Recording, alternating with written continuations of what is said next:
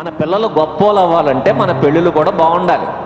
మన బతుకులు బాగోవు కానీ మనకు మాత్రం ఎవరు పుట్టాలి? మోసే పుట్టేయాలి. నీ పెళ్ళి ఎలా జరిగిందిరా? ఈటి చివరం జరిగింది, చెట్టు కింద జరిగింది, ఆటోలో జరిగింది.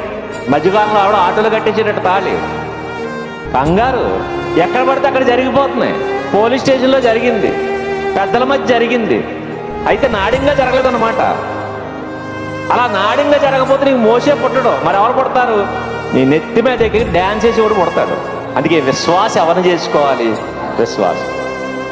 అది మనకు అర్థం కావడం కోసం ఆ ప్రాసెస్ చెప్తున్నాడు. చూడండి, లేవి వంశస్థుడు లేవి కుమార్తెను వివాహము చేసుకున్నాడు.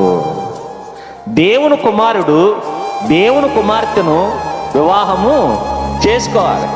అప్పుడే గొప్ప గొప్ప విశ్వాసులు పుడతారు. కాబట్టి మన వివాహ జీవితం ఎలా ఉండాలి?